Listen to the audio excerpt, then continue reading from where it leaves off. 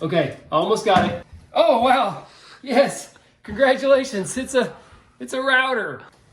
All right, here we go. All right. Towel. Okay. Wait, when do we cut the cord?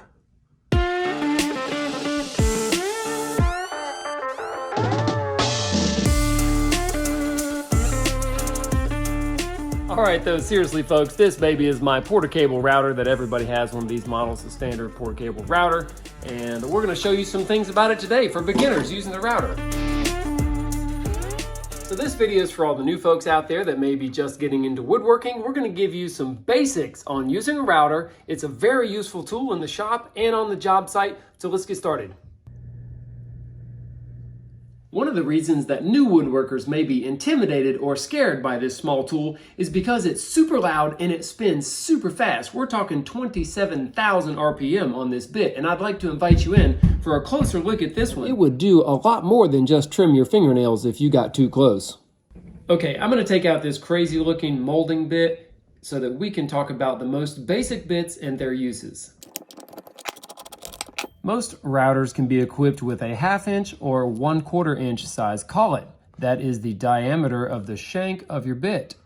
Here is the 1/2 inch shank, and here's the 1/4 inch shank. Be certain that when you're buying a bit, you get the right size shank for the collet that you're going to use. Let's go ahead and install one bit into the collet. Now, you just slide it in, and I always like to leave a little bit of the machined part of the shank exposed. I would not ever want to install the bit all the way up against the paint because it can't grip on that part very well and it curves up toward the bit. So you always want to leave a little bit of the shaft showing. Make sure there's no dust or debris around the tapered part of the collet. Make sure that there's no dust or debris inside the router, and you simply screw it on. Finger tight at first, and then take your wrenches and give it a good snug. All right, all the newbies, you need all the help you can get, right? So I'm gonna give you a pro tip right now. When putting bits in and taking them out with these wrenches, here's what I do. When I wanna tighten it that last little bit, I'll get the wrenches lined up so that I can just squeeze the 2 wrenches, see?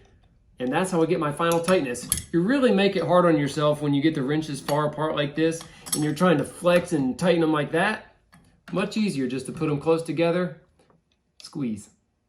Let me mention the router that we're demonstrating with is a fixed speed router. There are variable speed routers though, like this one right here, that goes between 10,000 and 23,000 RPM. And the reason you would do that is because a much larger bit that you could use in this one has a higher rim speed and you would want to slow it down. The base, I'm all about that base. I believe this is the most common router base in the world, okay? Here's how you put it on. It's got these little spiral grooves inside. Can you see that? Now, check out the motor. You see these little nubs right here? Okay, it's like a giant screw. You just put them together, twist it, and it is on there. By twisting the base, you adjust how much of the bit is exposed so you can get exactly how much you want.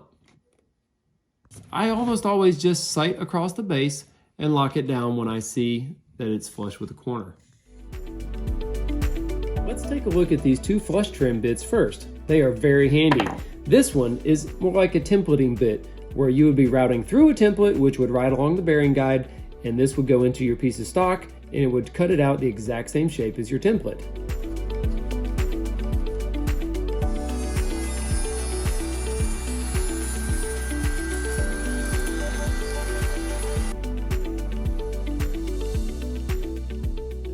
A flush trim bit for something like cutting off laminate edges. It would be mounted in this orientation in the machine. This would ride against your wood on the edge, and if you had something hanging over the edge, it would cut it perfectly flush with the lower part of your stock.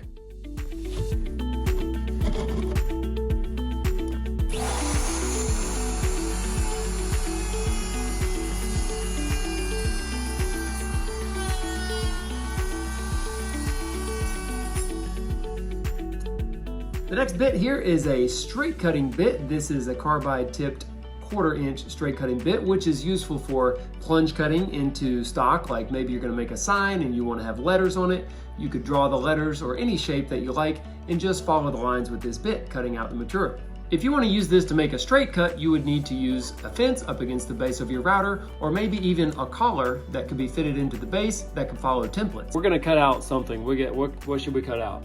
All right, I'm going to jump in on this one since I do the business end of things. Everybody knows when you start a woodworking business, you need a sign with a hammer emblem on it. So we're going to go ahead and do that right now. We're going to trace this hammer onto this piece of wood real quick and dirty like. Oh, this is going to look really nice.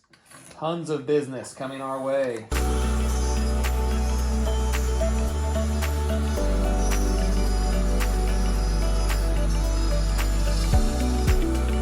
We're open for business.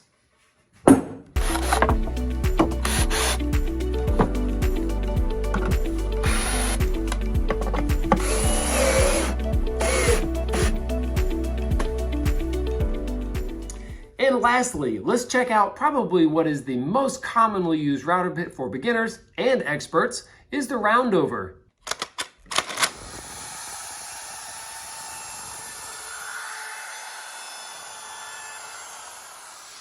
There are lots of ways to use routers and different reasons to use different techniques at different times, but let's talk about the most common mistake that I see beginners make, which is pushing the router in the wrong direction relative to the rotation of the bit.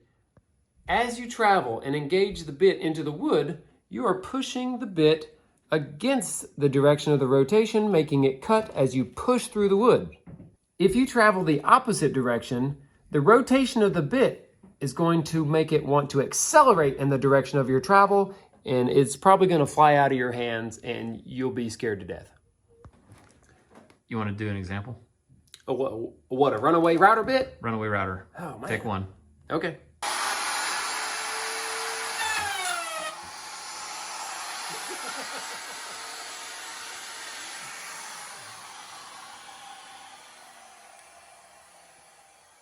Wow, that was fast though, if you need to get it done fast. Traveling in the direction of the rotation is called a climb cut, and it's very commonly used in CNC work where the machine is very stable and strong and it can hold against the force of the bit wanting to draw itself through the material. All right, thanks for joining us today in the shop. Don't forget to subscribe and we'll catch you next time.